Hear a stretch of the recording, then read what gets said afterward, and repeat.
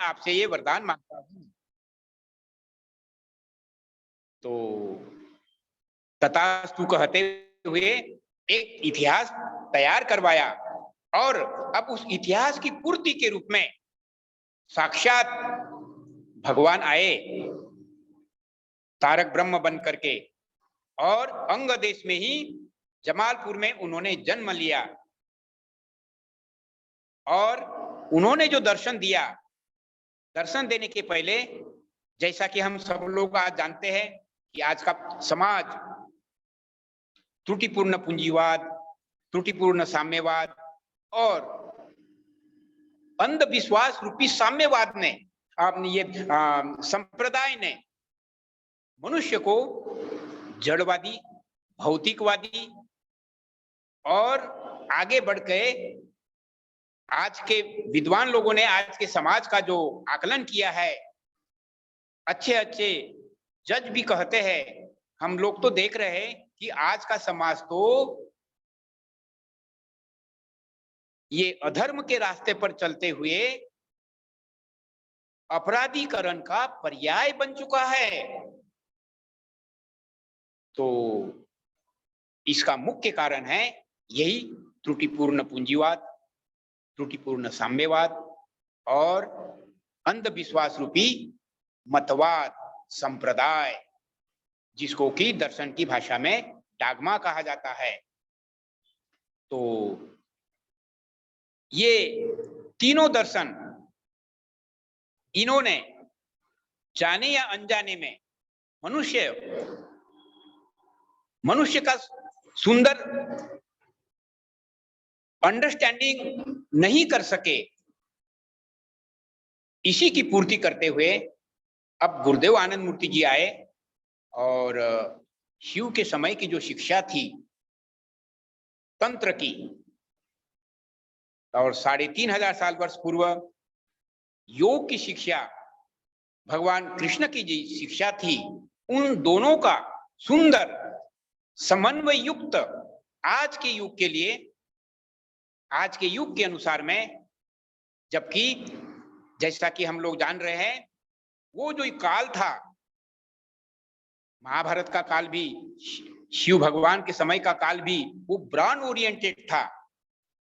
आज तो मन का इतना बड़ा विकास हो चुका है कि हम लोग, सारी दुनिया के लोग, जैसे अभी जूम के मीटिंग के माध्यम से हम लोग सारी दुनिया के लोग यहाँ जुड़ते हैं, और दुनिया एक मुट्ठी में आ चुकी है। तो ये समाज अपडेटेड हो चुका है साइंस और टेक्नोलॉजी के माध्यम से। लेकिन साइंस और टेक्नोलॉजी के द्वारा हम लोग बड़े बड़े यंत्रों को रिमोट कंट्रोल से कंट्रोल तो करते हैं, लेकिन आज का मनुष्य अपने आप को, अपने भावनाओं को परिमार्जित नहीं कर पा रहा है, बैलेंस नहीं कर पा रहा है। हार्मोनल सिक्रेशन हाइपो सिक्रेशन के रूप में या हाइपर सिक्रेशन के रूप में बहुत ही भावुक हो जाता है, और भावुक होने के कारण, मतलब सेंटिमेंटल होने के कारण, जो मनुष्य का विवेक है उससे वो दूर रह जाता है, और विवेक के अभाव में भावनाओं में बह करके गलत डिसीजन हो जाता है। तो इसके लिए ये जो तीनों त्रुटिपूर्ण दर्शन हैं, इन्होंने मनुष्य को समझा ही नहीं। इसी चीज की पूर्ति के रूप में गुरुदेव आनंद मूर्ति जी ने मनुष्य की व्याख्या की है। Man is an ideological flow, अर्थात गुरुदेव आनंद मूर्ति जी कहते हैं कि मनुष्य भौतिक, मानसिक और आध्यात्मिक, इन तीनों संपदाओं का सुंदर समन्वय है। मात्र भौतिक नहीं, मात्र मानसिक नहीं, और मात्र आध्यात्मिक भी नहीं, बल्कि भौतिक, मानसिक और आध्यात्म का सुंदर समन्वय युक्त व्यक्तित्व। दूसरे शब्दों में, मनुष्यों को गुरुदेव आनंद मूर्ति जी ने गीता के अनुसार में, तंत्र के अनुसार में, मनुष्य का स्थान रखा है नेक्स्ट टू गॉड, ईश्वर पुत्र। लेकिन ये शब्दों में ही रह रहा है। गुरुकुल के समय में इसकी शिक्षा देकर उस रास्ते पर चल चुका था भारत, लेकिन बीच में जैसा कि हम सब लोग जानते हैं, स्वार्थी अंग्रेज लोग आए, लॉर्ड मेकाले के लीडरशिप में हमारे गुरुकुल को ही बर्बाद कर दिया, जिसमें कि भौतिक, मानसिक और आध्यात्मिक इन तीनों क्षेत्रों को परिमार्जित रूप में विकास की जो धारा थी तंत्र और योग के द्वारा उसको उन्होंने बर्बाद कर दिया। इसीलिए भगवान कृष्ण ने जो वादा किया था, जदा जदा हि धर्मस्य ग्लानिर्भवति भारतः अभ्युत्थानम् अधर्मस्य तदात्मानं सृजाम्यहं परित्राणाय साधूनां विनाशाय च दुष्कृतां धर्मस्य संस्थापनार्थाय संभवामि युगे युगे। इस कमिटमेंट के साथ गुरुदेव आनंद मूर्ति जी आए। वही आनंद मूर्ति जी आज के युग के लिए शिव के बाद, कृष्ण के बाद ये तारक ब्रह्म है।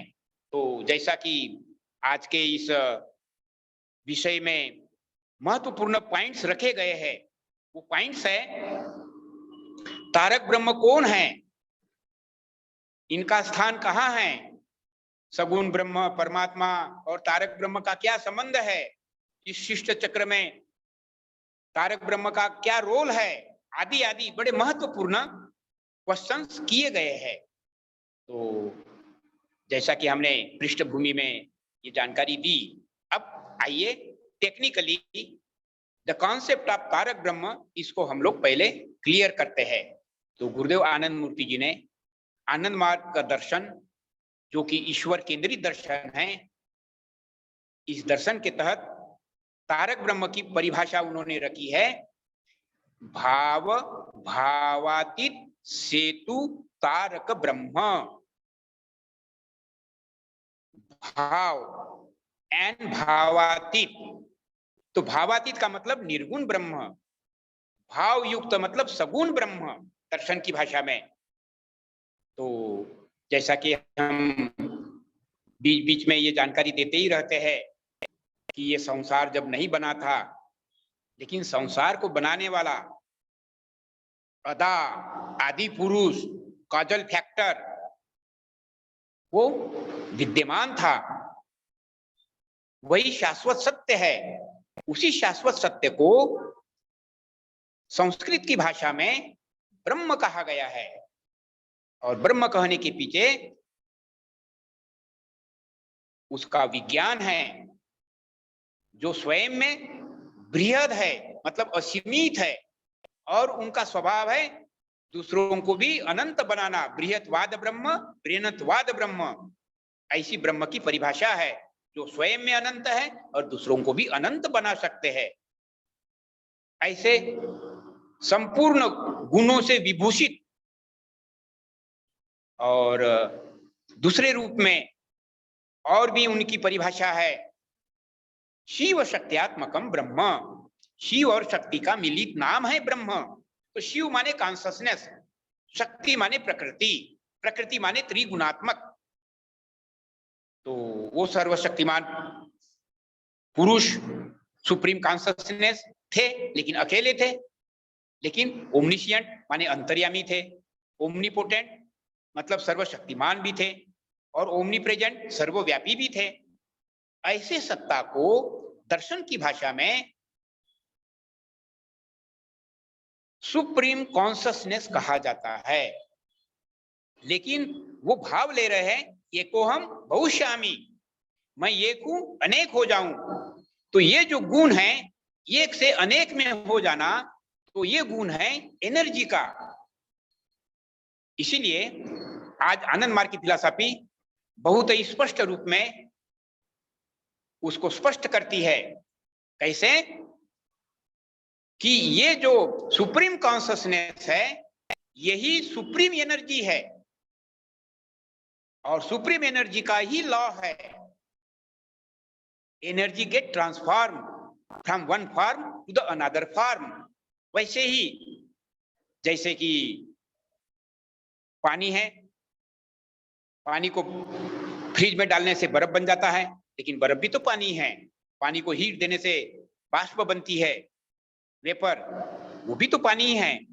That is change of form, अवस्था का चेंज है, वो पानी है तीनों स्तर में। उसी तरह से परमात्मा रूपी सर्वपूरी ऊर्जा है, और वो सुप्रीम कॉन्शसनेस भी है। ये जो इसी इलेक्ट्रिकल एनर्जी है जिसके माध्यम से हम लोग आज एक दूसरे को देख रहे हैं, सुन रहे हैं, तो ये इलेक्ट्रिकल एनर्जी है। लेकिन ये एनर्जी ब्लाइंड है। ये ब्लाइंड क्यों है? इसके पीछे चेतना का अभाव है। चेतना का अभाव क्यों है? इसीलिए कि परमात्मा ने जो संकल्प लिया, I am one let me be many, एको हम बहुश्यामी, जो भाव उन्होंने लिया, तो उसके अनुसार में प्रकृति फंक्शनल हो गई। जो सुसुप्त अवस्था में थी वो प्रकट हो गई, और प्रकट होकर के परम पुरुष के आदेश पर ही, परम पुरुष को ही, मतलब कॉन्शसनेस को ही उन्होंने बंधन में बांधा। सतोगुण, रजोगुण, तमोगुण, ये गुणों के माध्यम से ट्रायंगल बन करके पुरुष को ही उन्होंने बांध दिया। क्यों? क्योंकि परमात्मा ने तो संकल्प लिया, I am one let me be many, तो उसको तो बांधा। लेकिन सत, रज, तम, तीनों जो फैक्टर बन करके जब साम्य अवस्था में है, तो वही मातृ शक्ति के रूप में फंक्शनल के क्रम में वो आगे बढ़ना चाहती है। तो एक परिस्थिति ऐसी आती है कि तीनों गुणों में से दो गुण जब अनइक्वल हो जाते हैं, वहां से ही एक रिजल्टेंट फोर्स बाहर आता है और सृष्टि का निर्माण होता है। और वो अशेष सृष्टि का निर्माण आगे बढ़ते ही जाता है, क्योंकि अब उसने संकल्प ले रखा है परमात्मा रूपी ब्रह्म ने। तो वही पहली बार एक एक्सप्रेशन में आता है, आई एग्जिस्ट, अर्थात मैं हूं, आई डू, आई सी, मैं हूं, मैं करता हूं, मैं देख रहा हूं। तो आई एग्जिस्ट सतोगुण रूपी महत्त्व, आई डू अहंकार रूपी, अहं तत्व रूपी राजसिक, और डन आई तम प्रधान रूपी चित्त। तो महत्त्व, अहं तत्व, चित्त तत्व के माध्यम से एक सत्ता का निर्माण हुआ, that is called cosmic mind. लेकिन वो अभी भौतिक स्तर में नहीं आया है, वो साइको स्पिरिचुअल में ही है। तो उनको तो सृष्टि का निर्माण करना था, जो कि आगे चल के पंचमहाभूतों का निर्माण किया। पंचमहाभूतों के निर्माण के क्रम में ये जो वस्तु है, ये पंचमहाभूत की बनी हुई है, और फिजिक्स के लैंग्वेज में इसको ये कह सकते हैं कि ये एक स्ट्रक्चर है। इस स्ट्रक्चर पर दो बल काम करते हैं, एक बाहरी और एक आंतरिक, सेंट्रीपिटल और सेंट्रीफ्यूगल। तो बाहरी बल जब ज्यादा प्रभावी हो जाता है, तो ये जो स्ट्रक्चर है ये डिकम्पोज होकर पंचमहाभूतों में मिल जाता है। लेकिन इनर फोर्स जब विनिंग हो जाता है, तो एक नई चीज का फॉर्मेशन होता है, and that new thing is known as prana, vital energy. वही एमीबा के रूप में एक कोशिजीव धीरे धीरे अनेक कोशिजीव, और उसके बाद पेड़ पौधे जैसे आए, पशु पक्षी आए, उसके बाद मनुष्य जीवन आया। ये मैं बहुत शॉर्टकट बतला रहा हूं। इसको तो डीप में जाकर संचर और प्रतिसंचर इस विषय के रूप में एक्सप्लेन किया जाता है, लेकिन ये इतना बड़ा विषय है तो मैं शॉर्टकट बतलाता हूं। और हमारे विद्वान लोग, मैक्सिमम लोग जानकार है, तो इस जानकारी के आधार पर अब हमारा जो कर्तव्य है उसके तरफ हम जल्दी से आगे बढ़ेंगे। तो जैसा कि इस सृष्टि के विकास के क्रम में ये जो संसार, विजिबल कलरफुल वर्ल्ड जो निर्माण हुआ, तो ये जो कलरफुल वर्ल्ड है यही है सगुण ब्रह्म। तो वो जो निर्गुण ब्रह्म थे, जो नॉन एक्सप्रेस थे, उन्होंने ही भाव लिया, ये को हम बहुश्यामी, तो निर्गुण से ही सगुण ब्रह्म उन्होंने बनाया।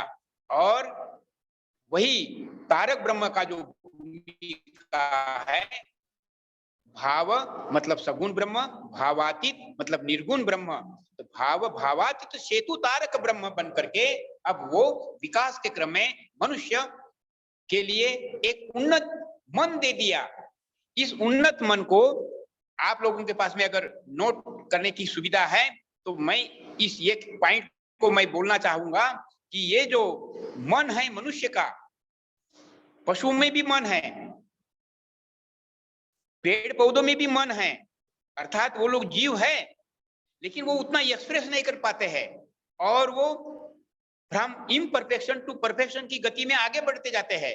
लेकिन जैसा ही मनुष्य जीवन मिल जाता है तो एक चमत्कारिक मनुष्य के लिए एक फ्री विल इंडिपेंडेंट मन दिया जाता है। और वो इंडिपेंडेंट मन अच्छा क्या है, बुरा क्या है, what is good, what is bad, इसको समझने की क्षमता भी दिया है। लेकिन साथ में ही ये जो शरीर है ये एक बायोलॉजिकल मशीन के रूप में उन्होंने दिया और वो सतोगुण रजोगुण तमोगुण वो प्रभावी होने के कारण और मन इच्छाओं के गुलामी में आ जाता है। In the course of biopsychology functioning in the physical body of the humans, मनुष्य के बायोलॉजिकल फंक्शनिंग के क्रम में रसक्षरण होता है और वहां इच्छाओं का जन्म होता है। और वो इच्छा है जब हम उनको योग तंत्र अष्टांग योग साधना जो कि ऋषि मुनियों ने किया था, जो कि हमारे गुरुकुल में भी था, उसको लागू तो किया गया शिव और कृष्ण की शिक्षा में, लेकिन ये जड़वादी पूंजीवाद साम्यवादी और धर्म के नाम पर संप्रदाय आने के कारण ये जो सर्वोपरि ऊर्जा from one into the many रूपांतरित हुई तो मनुष्य सर्वोपरि नेक्स्ट टू गॉड के रूप में मनुष्य जीव मिला। इसीलिए इसको ईश्वर पुत्र कहा गया है।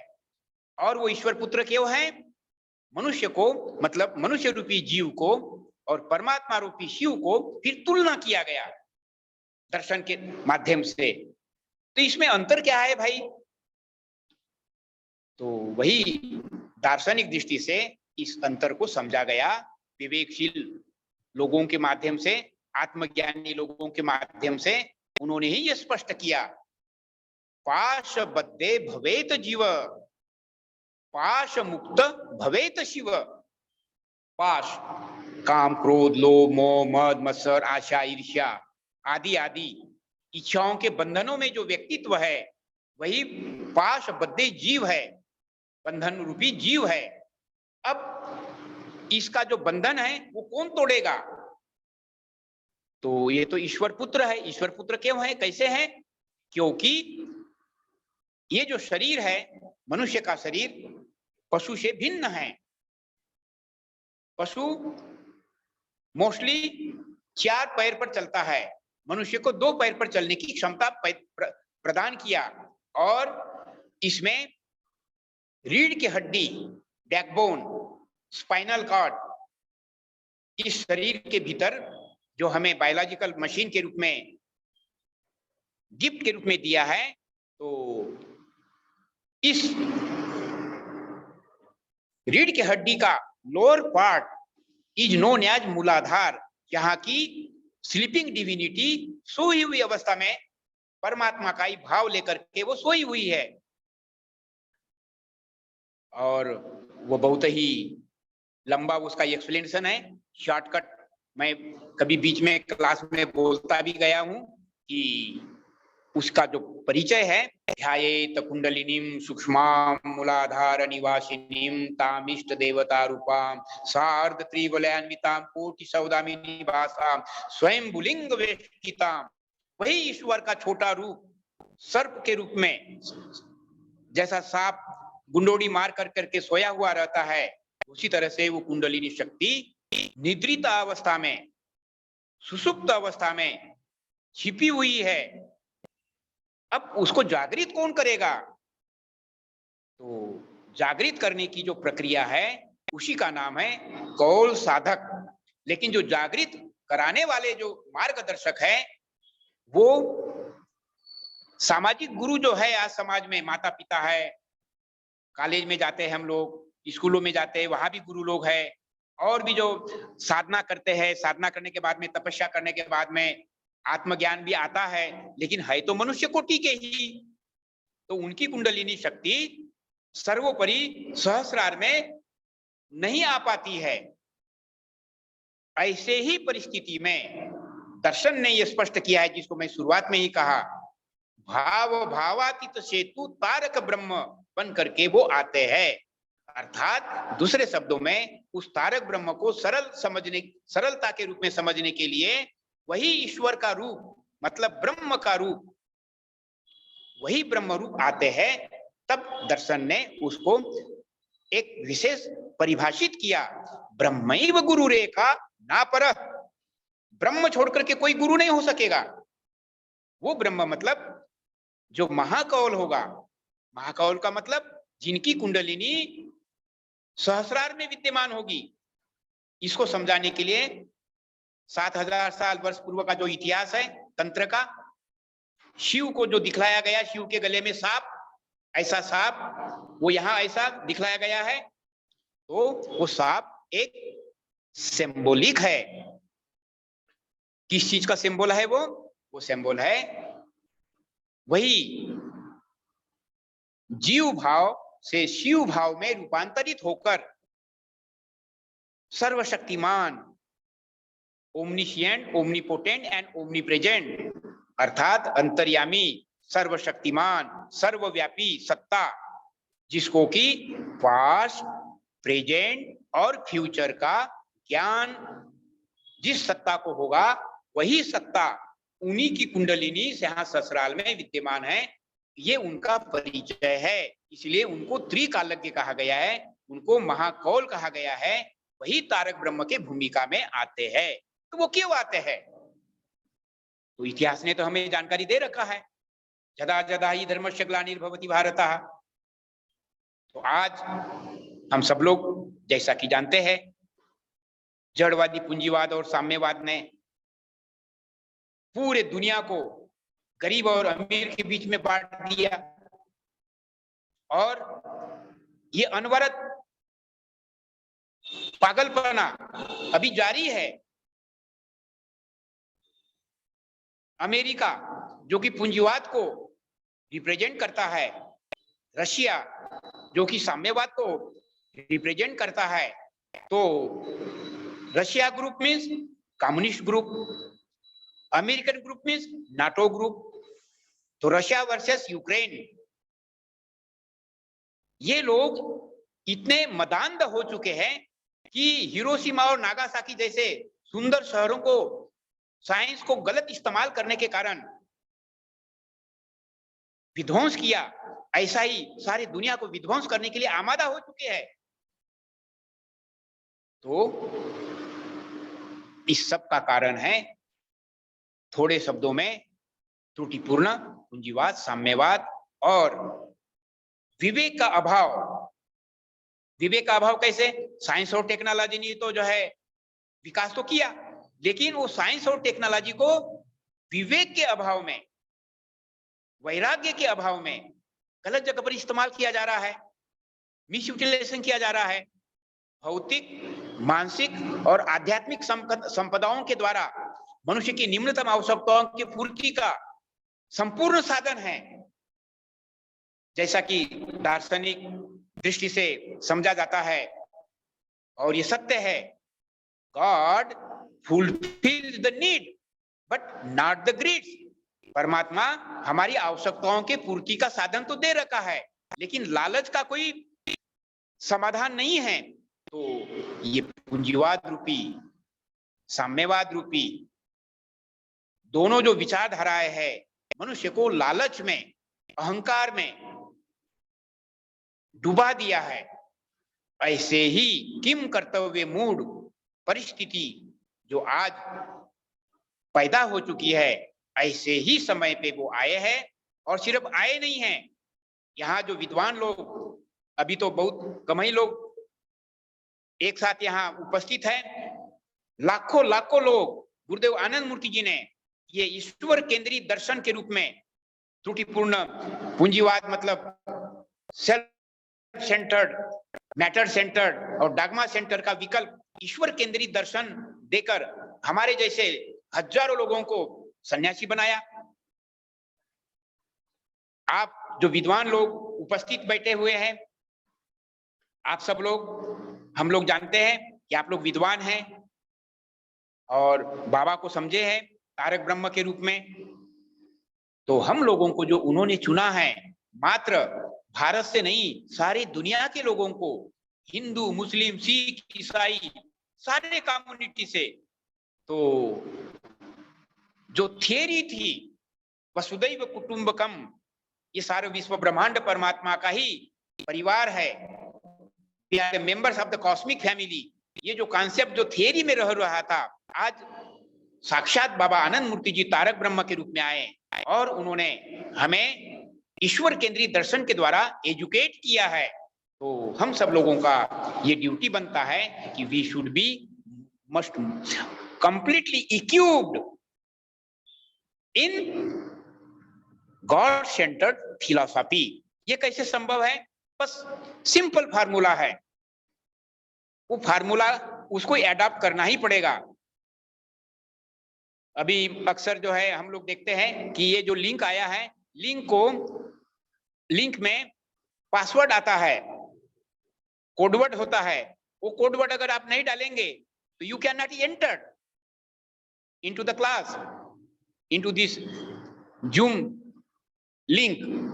तो उसी तरह से परमात्मा जब आते हैं तो वो पासवर्ड देते हैं, उस पासवर्ड का नाम है इष्ट मंत्र, और इष्ट मंत्र के द्वारा वो जो कुंडलिनी सोई हुई अवस्था में है, वो अपने ऊर्जा से उसको संपादित करते हैं, शक्ति संपाद करते हैं मतलब, और वो शक्ति संपाद जब होती है तो जीव ही शिव में रूपांतरित होता है। उसी के लिए जो प्रोसीजर है वो आज राजाधिराज योग के रूप में तारक ब्रह्म का ये अनमोल गिफ्ट मनुष्य के लिए दे रखा है गुरुदेव आनंद मूर्ति जी उर्फ श्री प्रभात अंजन सरकार जी के नाम से। तो ये जो तारक ब्रह्म का अवदान है, इसको अब हमें एज ए सद्विप्र, सद्विप्र, तो सद्विप्र है महासद्विप्र के एक जो उनका संकल्प है, उस संकल्प का ही व्यक्तित्व, competent personality, those who will be physically fit, mentally strong and spiritually elevated. दूसरे शब्दों में ये जो समाज चक्र है, इस समाज में पहले शूद्र, उसके बाद क्षत्रिय, उसके बाद में विप्र मानसिकता, उसके बाद में आज वैश्य मानसिकता। तो ये चार मानसिकता वाले जो मनुष्य लोग हैं, युग युग के अनुसार में एक एक मानसिकता डोमिनेट करती है। दर्शन में ये स्पष्ट भी किया गुरुदेव ने, वर्ण प्रधानता चक्रधारायाम। ये वर्ण मतलब जाति नहीं है, आज जाति शोषक लोगों ने हमारे ऊपर में थोपा है। हमारी जाति तो एक ही जाति है और मनुष्य जाति है, हम ईश्वर पुत्र है, हम शिव गोत्र है, अब हम बाबा के गोत्र है, वही शिव वही कृष्ण आज बाबा बनकर के आए हैं और उन्होंने हमें ये एजुकेट किया है। यहाँ विद्वान लोग जो बैठे हैं, एक से एक सब लोग एजुकेट है, ऑलरेडी आनंद मार्ग फिलॉसफी में पारंगत है और बहुत सारे लोगों ने डॉक्टरेट भी कर रखा है।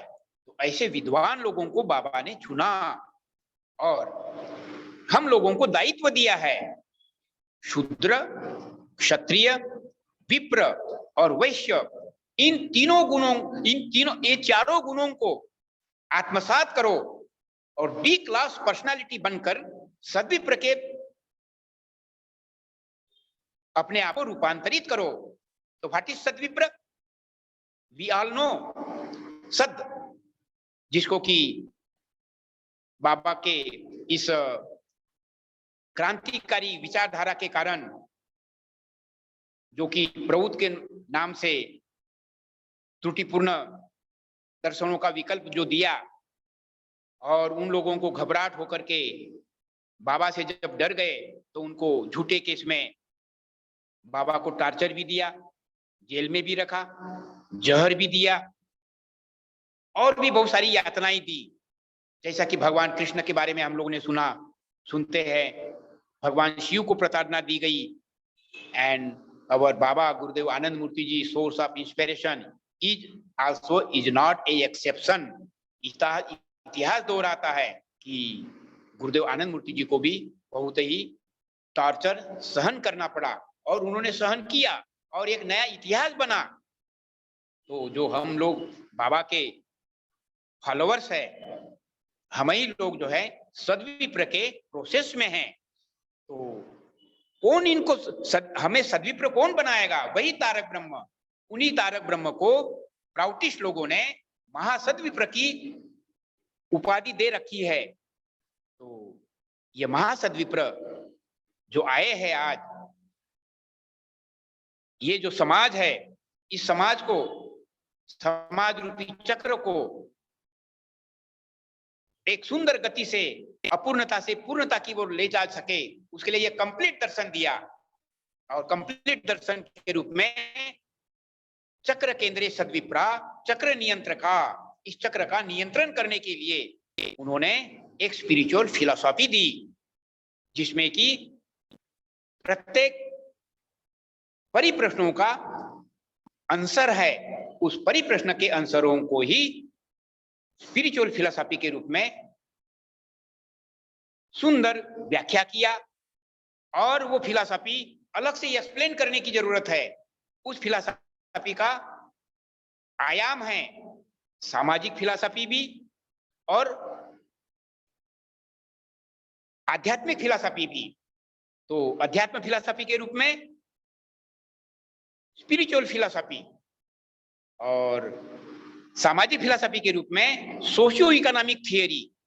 और इस सोशियो इकोनॉमिक थियरी को एग्जीक्यूट करने के लिए, उसको लागू करने के लिए नैतिक नेतृत्व।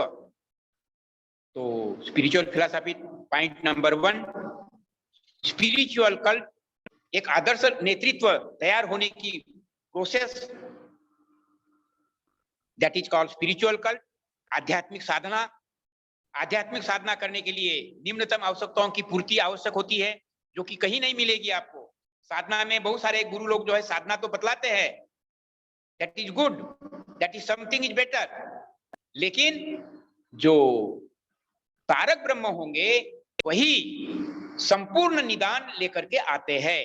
तो उन्होंने सामाजिक अर्थनैतिक दर्शन भी दिया, और जो आउटलुक है समाज, सोशल साइकिल लॉ, एक सोशल सुंदर आउटलुक दिया कि सोशल साइकिल लॉ के अंतर्गत, और एक सुंदर ब्लूप्रिंट दिया, शास्त्र, this is to be done, this is not to be done, world constitution दिया। और गुरु के रूप में उन्होंने मार्गदर्शन किया, और गुरु के फिजिकल अब्सेंस में, मेरी आवाज आ रही है आप लोगों को? जी दादा आ रही है।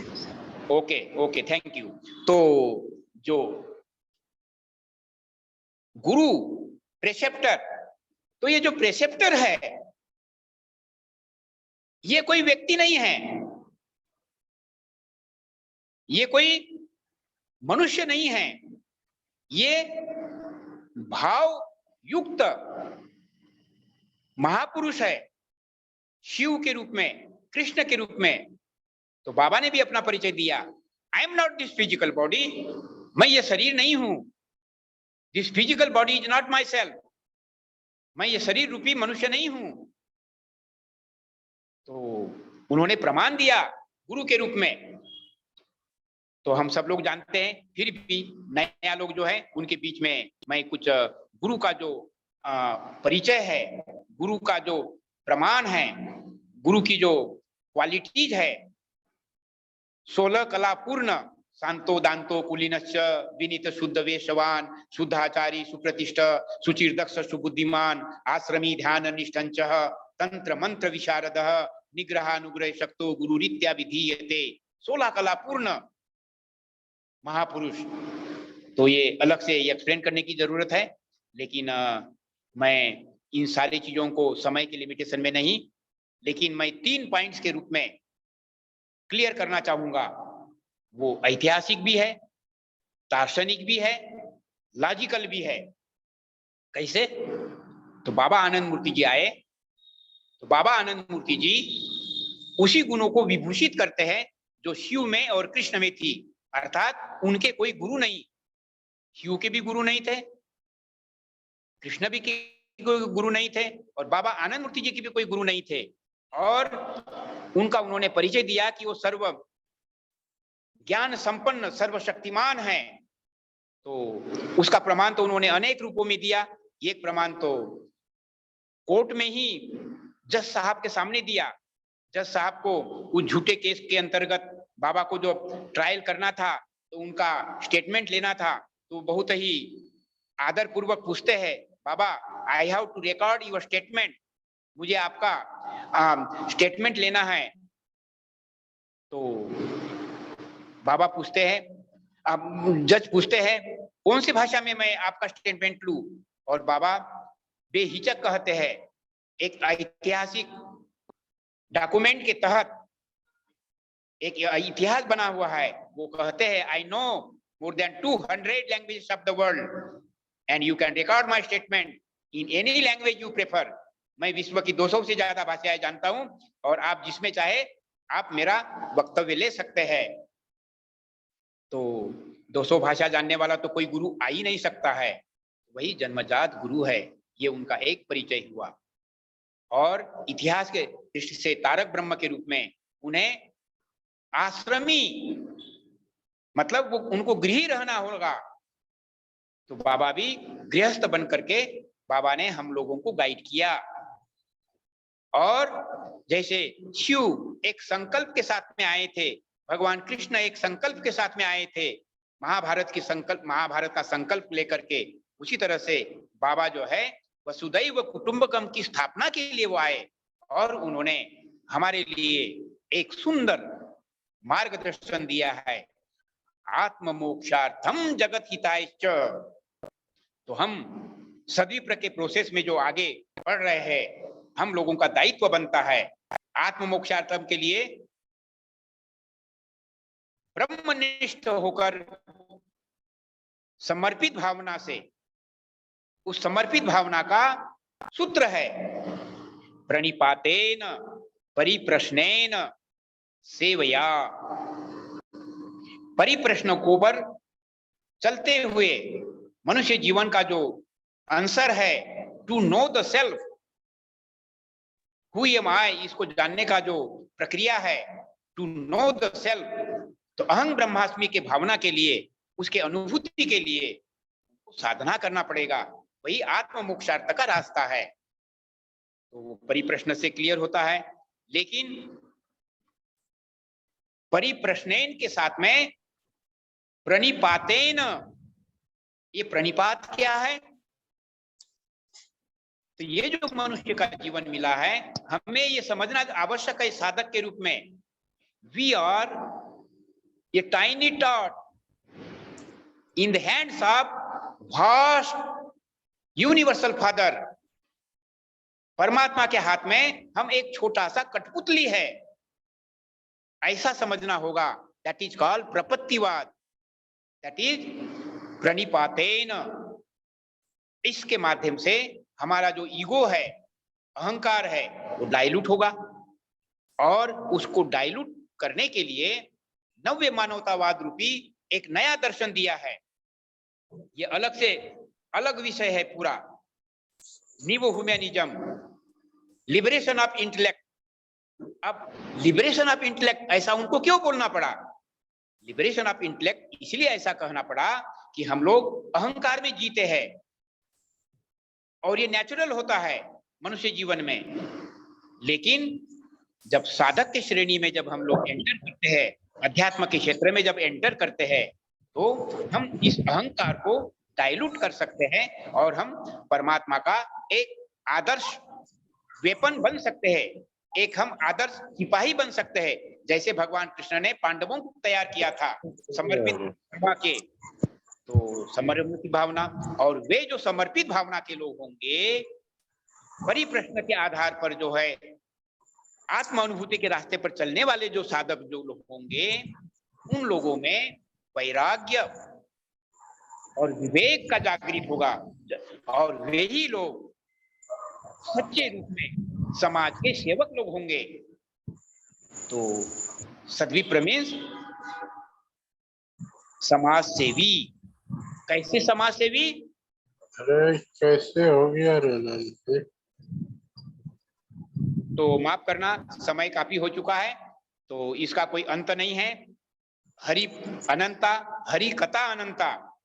तो कंक्लूड करने के क्रम में मैं यही कहना चाह रहा हूं कि गुरुदेव आनंद मूर्ति जी ने जन्म से लेकर मृत्यु तक कितनी आवश्यकताएं हैं समाज में रहने के लिए, और समाज में रहते हुए जीवन का जो उद्देश्य है, टू नो द सेल्फ, आत्म अनुभूति के रास्ते पर चलने का एकमात्र रास्ता शिव के बाद, कृष्ण के बाद गुरुदेव आनंद मूर्ति जी का वह स्थान है जो तारक ब्रह्म के रूप में है। हाँ, प्रसंगवत भगवान कृष्ण के तो गुरु थे, ऐसा लोग कहते हैं, संदीपनी गुरु थे, लेकिन नहीं। समय के लिमिटेशन में मैं शॉर्टकट यही कहना चाहूंगा, जब भगवान कृष्ण ने गुरुकुल में शिक्षा पूरी की, तो उनके मरे हुए पुत्र को दक्षिणा के रूप में, दान के रूप में दिया। तो ये बात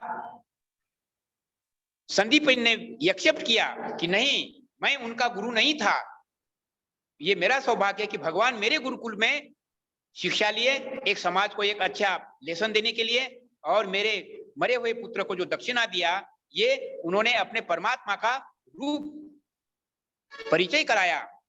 तो उसी तरह से गुरुदेव आनंद मूर्ति जी भी पूर्ण गुरु के रूप में, ब्रह्मैव गुरु रेखा ना पर, उन्होंने शरीर छोड़ा है, लेकिन आज हमें वो मार्गदर्शन करते हैं, और इसका भी एक प्रमाण होना चाहिए।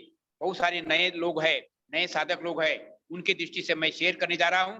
माफ करना, मैं बहुत जल्दी इसको कंक्लूड करने जा रहा हूं।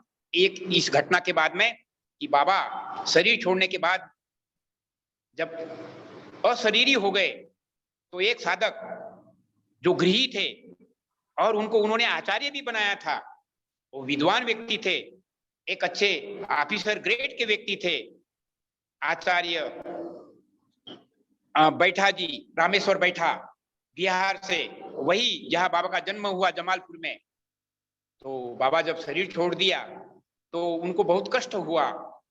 क्यों? क्योंकि जब बाबा शरीर में थे तो बाबा के वो पड़ोसी भी थे, उनसे बहुत बाबा उनको प्यार भी करते थे, उनको आचार्य भी बनाया, और बाबा का रिलेशन आचार्य जी के साथ में, मतलब रामेश्वर बैठा जी का घर का रिलेशन बन चुका था।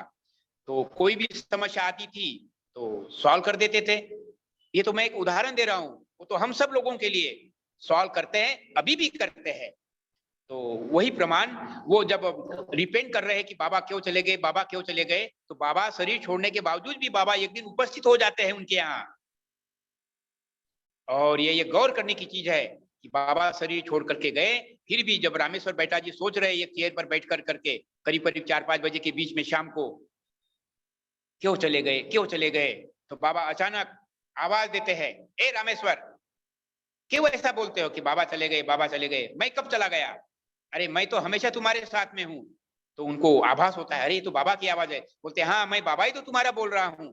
और बाबा कंफर्म करते हैं कि मैं शरीर में नहीं हूं, लेकिन तुम्हारे साथ में हूं। तो उसका प्रमाण भी देते हैं, जब एक पार्क के पास में गए थे ये लोग, पति पत्नी रामेश्वर बैठा जी अपने परिवार के साथ में, और उन्होंने दोस्त ने बुलाया था कि वो फलाने पार्क में आओगे तो हमको फोन करके बतला देना, तो मैं फिर आपको ले जाऊंगा आकर के। लेकिन फोन तो घर में भूल गए। वो बाबा उनको याद दिला देते कि देखो तुम तो भूल गए थे घर में ही फोन, अब तुम तो नर्वस हो गए थे, लोगों ने भी बोला कि ये बहुत खतरनाक पार्क है, यहाँ से भागो, जहां जाना है चले जाओ, शाम के समय यहाँ नहीं रहा जाता है।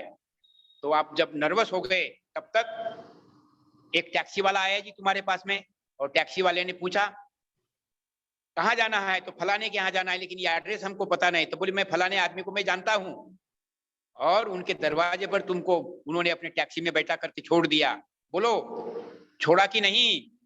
तुमने उनको धन्यवाद अदा किया, तुमने उसको पैसा दिया, तब उनको याद आया। और ये रामेश्वर बैठा जी अपने अनुभव में उन्होंने बहुत सुंदर ढंग से ये किताब में लिख रखा है, और मैं उनके साथ में काम किया हूं, इसलिए मुझे भी उन्होंने व्यक्तिगत इस घटना से मुझे अवगत कराया था। तो समय के अभाव में मैं ये पूरा आत्मविश्वास के साथ और उन्हीं की कृपा से ये कहना चाहूंगा, ये जो आज के टॉपिक के बीच में तारक ब्रह्म कौन है, तारक ब्रह्म का क्या रोल है, परमात्मा सगुण ब्रह्म और सृष्टि चक्र इसमें उनका क्या रोल है, उनका स्थान कहाँ है। तो बाबा ने ये जो समाज रूपी चक्र दिया है, इस समाज रूपी चक्र में जो न्यूक्लियस है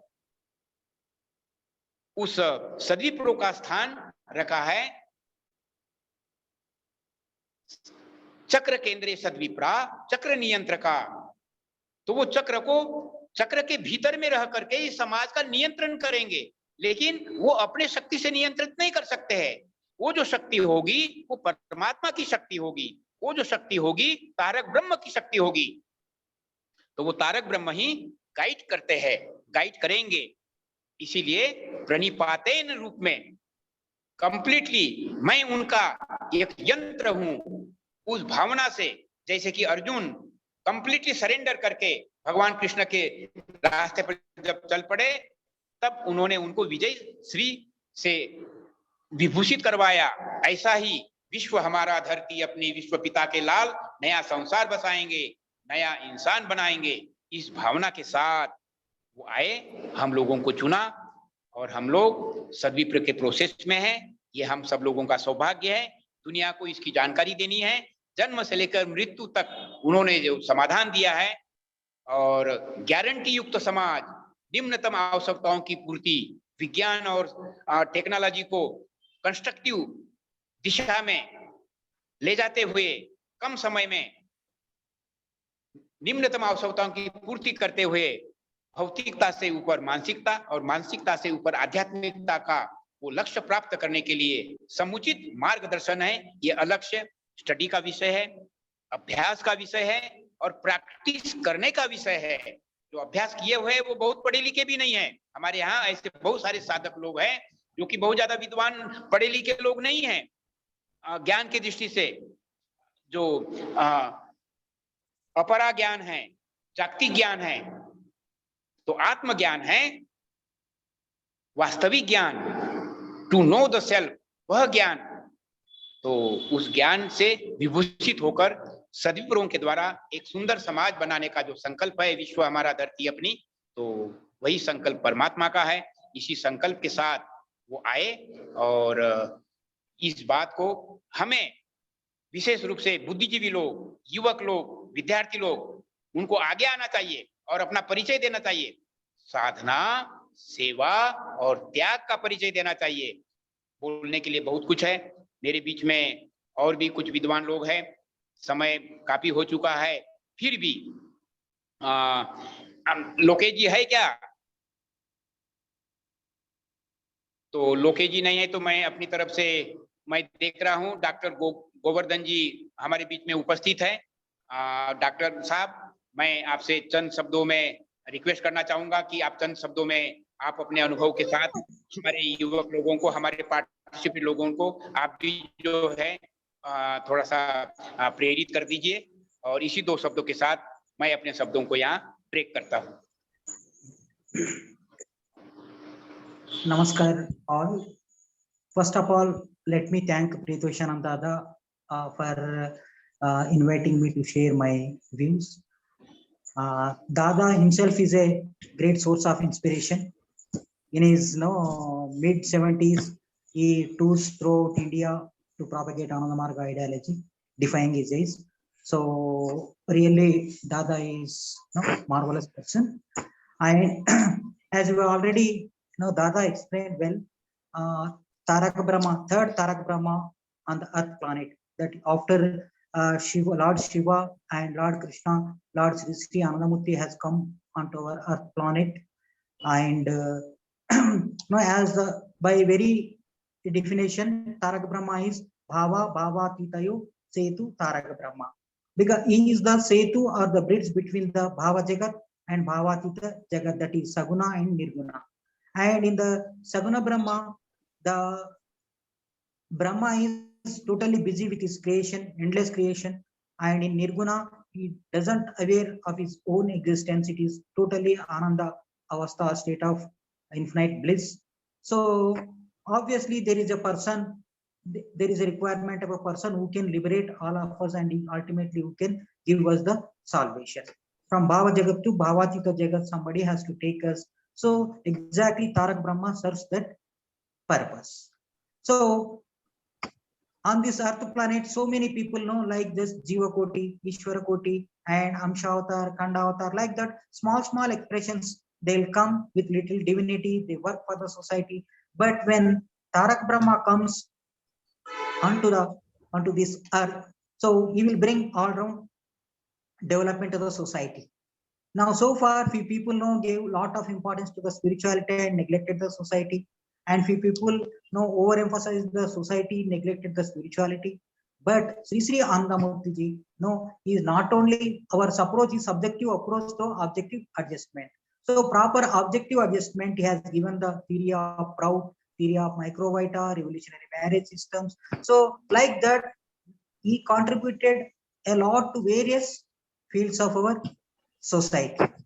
So now, on the name of spirituality in this world, people are propagating a lot of dogma, superstitions, and so this religious dogma is they are propagating, but it's not actual spirituality. So youth, particularly, you all know that youth is the one of the important backbone of any revolution or any movement or any reform. So youth is organizing this program. So I request all the youth totally know the Baba's ideology. No, we should not become the lumpen class with no mediocre intellect, and we do not know our ideology, but we will go and teach the people the ideology. It should not be like that. We should read Baba's books. We should try to understand Baba's ideology. Then we must approach the people. For that, programs like these are very important. This is very important program, because we are all aiming. There are several options before individual.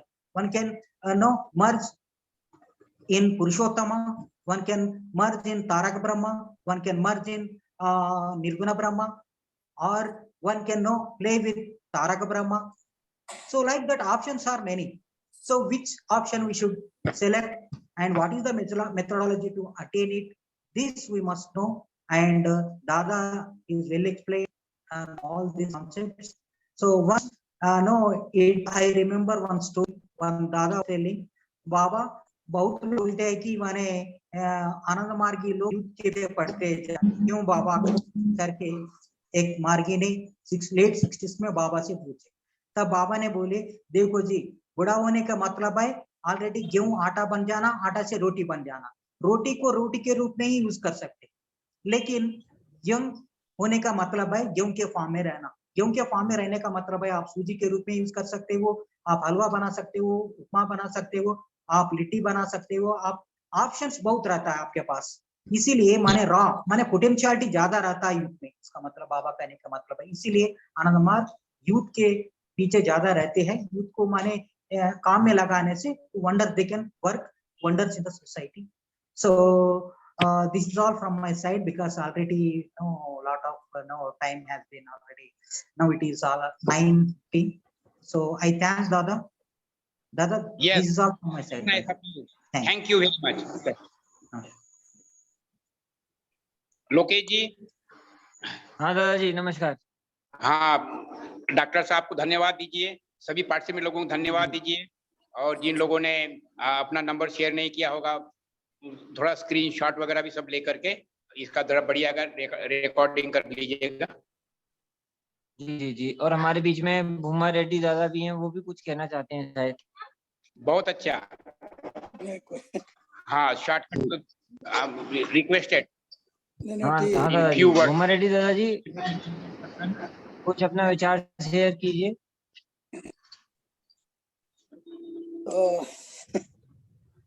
नमस्कार। नमस्कार नमस्कार दादा, नमस्कार। आप सब नमस्कार लोग को दादा। नमस्कार। और दादा हाँ नमस्कार दादा, आवाज आ रही है, कंटिन्यू करिए। सब लोगों को नमस्कार। जी जी दादा। Really, I enjoyed the brilliant speech of Pritoshanand Dada, who is well known to me from a very, very long time. Perhaps it is more than 30 years.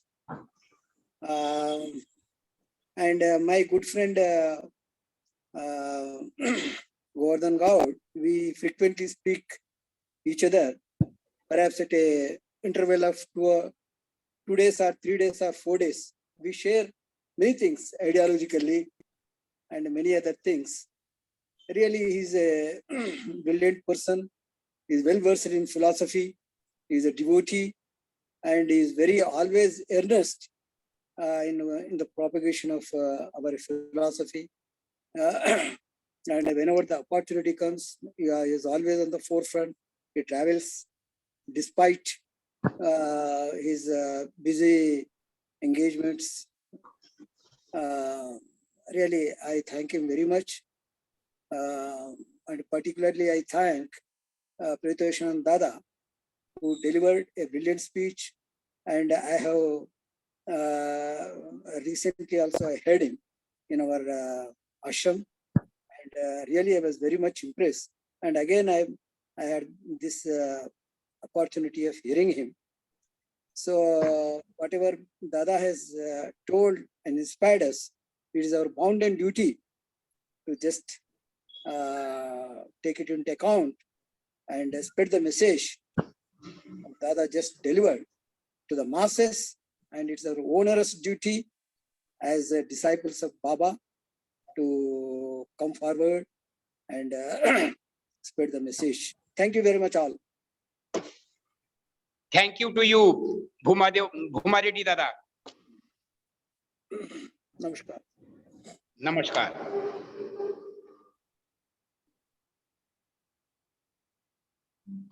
ये सत्यदेवानंद दादा है क्या?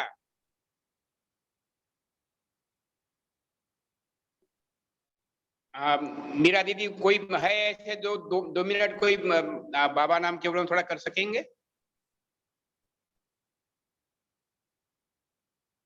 Anybody can sing Baba Naam Kevalam for few minutes?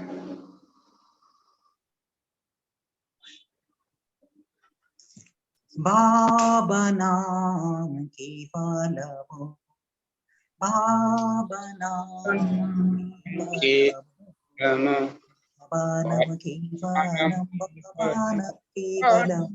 Baba Naam Kevalam, Baba Naam Kevalam, Baba Naam Kevalam, Kevalam, Baba Naam Kevalam. Baba Naam Kevalam, Baba Naam Kevalam, Baba Naam Kevalam, Baba Naam Kevalam, Baba Naam Kevalam, Baba Naam Kevalam, Baba Naam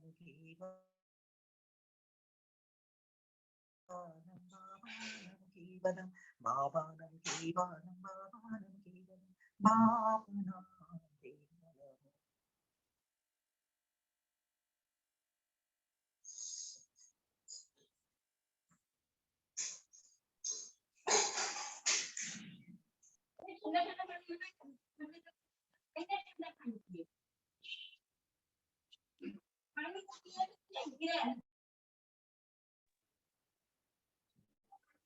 दादाजी आपकी आवाज mute है। हाँ, प्रियदर्शन दादा, हाँ आपकी आवाज mute थी। हाँ,